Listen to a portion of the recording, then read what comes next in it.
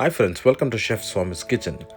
ನಿನ್ನೆ ರಾತ್ರಿ ಅರೌಂಡ್ 12 ಗಂಟೆ 1 ಗಂಟೆವರೆಗೂ ನಾವು ಪಟಾಯ ಸ್ಟ್ರೀಟಲ್ಲಿ ತಿರುಗಾಡಿಕೊಂಡು ಎಲ್ಲ ಮಾಡಿದ್ರು. ಮಾರನೇ ದಿನ ನಮಗೆ ಫ್ಲೈಟು 7 ಗಂಟೆಗೆ ಇದ್ದಿದ್ದ ಕಾರಣ ನಾವು ನಮ್ಮ ರೂಮ್ನ 5 ಗಂಟೆಗೆ ಚೆಕ್ಔಟ್ ಮಾಡಿಸಿ ನಾವು ಫಟಾಫಟ್ ಅಂತೇಳಿ ಹೊರಟ್ವಿ.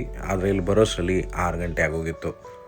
ಇಲ್ಲಿ 1.5 hours ಮುಂಚೆ ನಾವು ಬೋರ್ಡಿಂಗ್ ಆಗಬೇಕಾಗಿತ್ತು. ಬಟ್ 1 ಅವರಲ್ಲಿ ಆದ್ವಿ. ಅಲ್ಲಿಂದ ಬರುವಾಗಲೇ ಹೋಟೆಲ್ನಿಂದ ಪ್ಯಾಕ್ ಬ್ರೇಕ್ಫಾಸ್ಟ್ ತಂದಿದ್ವಿ. ಸ್ವಲ್ಪ ಸ್ಯಾಂಡ್ವಿಚಸ್ಸು, ಎಗ್ಗು, ಕ್ರೋಸಾನ್ಸು ಮತ್ತು ಆರೆಂಜ್ ಜ್ಯೂಸ್ ಕೊಟ್ಟಿದ್ದರು. ಅಲ್ಲಿ ಫುಡ್ ಅಲೌಡ್ ಇಲ್ಲದಿದ್ದ ಕಾರಣ ನಾವು ಏರ್ಪೋರ್ಟಲ್ಲೇ ತಿಂದ್ಕೊಂಡು ಹೊರಟ್ವಿ. ಇದು ಡೊಮ್ಯಾಸ್ಟಿಕ್ ಫ್ಲೈಟ್ ಪುಕೆಟಿಂದ ಬ್ಯಾಂಕಾಕ್ಗೆ. ಇದೇ ಫಸ್ಟ್ ಟೈಮ್ ನಾನು ಒಂದು ಡೊಮ್ಯಾಸ್ಟಿಕ್ ಫ್ಲೈಟ್ ಹೋಗ್ತಾ ಇರೋದು. ಎಕ್ಸ್ಪೀರಿಯನ್ಸ್ ಅಂತೂ ತುಂಬಾ ಚೆನ್ನಾಗಿತ್ತು. ನನ್ನ ಜೊತೆ ಬಂದವರು ಸುಮಾರು ಜನ ಮಲಗಿಬಿಟ್ರು. ಆದರೆ ನಾನಂತೂ ಎಕ್ಸ್ಪೀರಿಯನ್ಸ್ ಮಾಡಿಕೊಂಡೇ ಇದೆ. ಅನುಭವ ಅನ್ನೋದು ತುಂಬಾ ಇಂಪಾರ್ಟೆಂಟು. ಯಾವುದನ್ನು ಬೇಕಾದರೆ ನಾವು ಮರ್ತು ಬಿಡ್ಬೋದು, ಬಟ್ ಈ ಅನುಭವನ ಮಾತ್ರ ನಾವು ಮರೆಯೋಕ್ಕಾಗಲ್ಲ. ನಾನಂತೂ ಕಣ್ಣು ಬಿಟ್ಕೊಂಡೇ ಕೂತಿದ್ದೆ. ಜೊತೆಗೆ ನನ್ನ ಕ್ಯಾಮ್ರಾ ಕೂಡ ಆನ್ ಮಾಡಿ ಇಟ್ಕೊಂಡಿದ್ದೆ, ಯಾಕಂತಂದರೆ ನನ್ನ ಅನುಭವನ ನಿಮ್ಮ ಜೊತೆ ಶೇರ್ ಮಾಡ್ಕೊಡೋದಕ್ಕೋಸ್ಕರ. ಇದು ಸುಮಾರು ಎತ್ತರದಲ್ಲೇ ಹಾರಾಡ್ತಿತ್ತು. ಬಟ್ ಇಂಟರ್ನ್ಯಾಷನಲ್ ಫ್ಲೈಟ್ ಅಷ್ಟು ಎತ್ತರದಲ್ಲಿ ಹಾರಾಡಲಿಲ್ಲ. ಇದು ಬೆಳಗಿನ ಜಾವ ಆದದ್ರಿಂದ ಸ್ವಲ್ಪ ಮಸ್ಕಾಗೇ ಇತ್ತು ಆಕಾಶ. But beautiful view. Phuket mostly ನನಗೆ ಗೊತ್ತಿರೋಂಗೆ ಪಕ್ಕದಲ್ಲಿ ಸುಮಾರು ಸಮುದ್ರಗಳಿರೋ ಕಾರಣ ಆ ಫ್ಲೈಟ್ ನಾವು ಮೇಲೆ ಬಂದ ತಕ್ಷಣ ಅಲ್ಲಿ ನಮಗೆ ಸಮುದ್ರನೇ ಇತ್ತು. ಹಾಗೆ ನೋಡ್ತಾ ಇದ್ದಾಗೆ ಒಂದು 8:30ಗಳಿಗೆಲ್ಲ ನಾವು ಬ್ಯಾಂಕಾಕ್ ಬಂದುಬಿಟ್ವಿ. ನನ್ನ ಪ್ರಕಾರ ಹೆಚ್ಚು ಕಡಿಮೆ 1 hour ಒಳಗೆ ನಾವು ರೀಚ್ ಆಗಿಬಿಟ್ವಿ. ನಮ್ಮ ಟೈಮ್ ತೊಗೊಂಡಿದ್ದು ಅಂತಂತಂದರೆ ಈ ಏರ್ಪೋರ್ಟ್ನಲ್ಲಿ ನಮ್ಮ ಫಾರ್ಮಾಲಿಟೀಸ್ಗಳು ಮಾಡೋದಕ್ಕೆ ಮಾತ್ರ ಟೈಮ್ ತೊಗೊಂಡ್ರೆ ಹೊರತು ಹಾರಾಡೋಕ್ಕಂತೂ ಏನೇ ಟೈಮ್ ತೊಗೊಳ್ಲಿಲ್ಲ.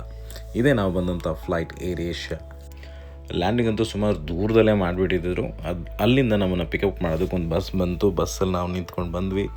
ಮ್ಯಾಕ್ಸ್ ಟು ಮ್ಯಾಕ್ಸ್ ಒಂದು 5ರಿಂದ 10 ನಿಮಿಷದಲ್ಲಿ ಬಂದುಬಿಟ್ವಿ. ಅಲ್ಲಿ ಬಂದ ತಕ್ಷಣ ಏರ್ಪೋರ್ಟ್ನಲ್ಲಿ ನಮ್ಮ ಲಗೇಜ್ಗಳಿಗೋಸ್ಕರ ಕಾಯ್ತಾ ಇದ್ವಿ.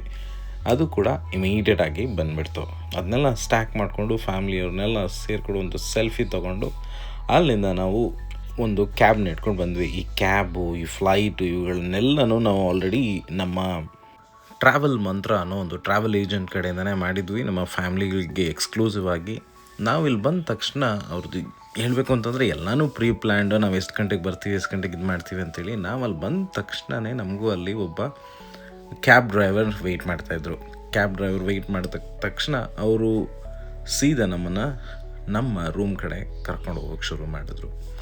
ಇದೇ ನೋಡಿ ಬ್ಯಾಂಕಾಕ್ ಎಷ್ಟು ಬ್ಯೂಟಿಫುಲ್ ಆಗಿದೆ. ಒಂದೊಂದು ಬಿಲ್ಡಿಂಗ್ಗಳು ಕೂಡ ಎಷ್ಟೆಷ್ಟು ಎತ್ತರವಾಗಿ ಕಟ್ಕೊಂಡಿದ್ದಾರೆ ಅಂತಂದರೆ ಅಷ್ಟು. ಇವರು ಬೇಸಿಕ್ಲಿ ನಮ್ಮ ಭಾರತಕ್ಕಿಂತ ತುಂಬಾ ಚಿಕ್ಕ ದೇಶ. ಬಟ್ ಇವರು ಕ್ಲೀನ್ಲಿನೆಸ್ ತುಂಬಾ ಚೆನ್ನಾಗಿ ಇಟ್ಕೊಂಡಿದ್ದಾರೆ. ಮತ್ತು ಇವರ ಬಿಲ್ಡಿಂಗ್ ಕಟ್ಟೋ ವಿಧಾನಗಳು ಎಲ್ಲನೂ ನಮಗಿಂತ ತುಂಬಾ ಚೆನ್ನಾಗಿ ತುಂಬಾ ವೆಲ್ ಮೇಂಟೈನ್ ಆಗಿದ್ದಾರೆ. ಬಟ್ ಏನಪ್ಪ ಅಂತಂದರೆ ಈ ಎಲೆಕ್ಟ್ರಿಸಿಟಿ ಮಾತ್ರ ನನಗೆ ಯಾಕೋ ತುಂಬಾ ಅವ್ಯವಸ್ಥೆ ಅನ್ನಿಸ್ಬಿಡ್ತು. ಈ ವಾಯ್ಸ್ಗಳನ್ನ ನೀವು ಇಲ್ಲೂ ನಮ್ಮ ವೀಡಿಯೋಸ್ಗಳಲ್ಲೂ ನೋಡ್ಬೋದು. ನೀವು ಎಷ್ಟು ತುಂಬ ಕಾಟಾಚಾರಕ್ಕೆ ಮಾಡೋದು ಆಗಿದೆ. ಅಲ್ಲಿ ಒಂದೊಂದು ಕಡೆ ಅಂತೂ ಎಲೆಕ್ಟ್ರಿಕ್ ವಾಯರ್ಸ್ಗಳು ನೋಡಿದ್ರೆ ಕನ್ಫ್ಯೂಸ್ ಆಗಿಬಿಡುತ್ತೆ. ಇಷ್ಟೊಂದು ಒಂಥರ ಜಂಪ್ ಇಟ್ಟಿರ್ತಾರೆ. ಇವರೇ ಇಲ್ಲಿನ ಕಿಂಗ್ ಆ್ಯಂಡ್ ಕ್ವೀನ್. ಇಲ್ಲಿನ ರೋಡ್ಗಳು ನೋಡಿ, ರೋಡ್ಗಳು ಎಷ್ಟು ಕ್ಲೀನಾಗಿ ಕಾಣಿಸ್ತಾ ಇದೆ. ಎಲ್ಲ ಕಡೆ ಬ್ಲ್ಯಾಕ್ ಇದೆ. ನಮ್ಮ ದೇಶದಲ್ಲಂತೂ ಇಷ್ಟು ಜಾಗದಲ್ಲಿ ಮಣ್ಣನ್ನು ತುಂಬ್ಕೊಂಡು ಬಿಟ್ಟಿರ್ತಿತ್ತು. ಇಲ್ಲಿನ ರಾಜರುಗಳನ್ನಂತೂ ಅವರು ಒಂಥರ ದೇವರುಗಳ ಥರನೇ ನೋಡ್ಕೊಳ್ತಾರೆ.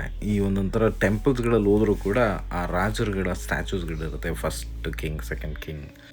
ಈಗಿರೋರು 10ನೇ ರಾಜ, 10th ಕಿಂಗ್. ಅವ್ರನ್ನ ಎಲ್ಲರೂ ಕಿಂಗ್ ರಾಮ 10 ಅಂತ ಕರೀತಾರೆ. ಏನಪ್ಪ ಅಂತ ಅವ್ರಿಗೆ ಬೇರೆ ಬೇರೆ ಹೆಸರುಗಳಿರುತ್ತೆ. ಒಂದು ಸಲ ಅವರು ರಾಜರಾದ ತಕ್ಷಣ ರಾಮ ಅನ್ನೋದನ್ನ ಅವರು ಆ್ಯಡ್ ಮಾಡ್ಕೊಳ್ತಾರೆ. ಈ ಥಾಯ್ಲೆಂಡ್ನ ಜನಗಳು ಮತ್ತು ಇಲ್ಲಿನ ಸರ್ಕಾರ ಕೂಡ ಈ ಟೂರಿಸಮ್ ಅನ್ನೋ ಒಂದು ವಿಷಯನ ತುಂಬಾ ಸೀರಿಯಸ್ಸಾಗಿ ತೊಗೊಂಡಿದ್ದಾರೆ. ಅದರಿಂದ ಇವ್ರನ್ನ ಎಷ್ಟು ಕ್ಲೀನಾಗಿ ಇಟ್ಕೋಬೋದು ಅಷ್ಟು ಕ್ಲೀನಾಗಿ ಇಟ್ಕೊಳ್ತಾರೆ. ಓಕೆ ಫ್ರೆಂಡ್ಸ್, ನೆಕ್ಸ್ಟ್ ವೀಡಿಯೋದಲ್ಲಿ ಈ ಟೆಂಪಲ್ ಬಗ್ಗೆ ಮಾತಾಡೋಣ. Bye, take care, see you in next video. Bye.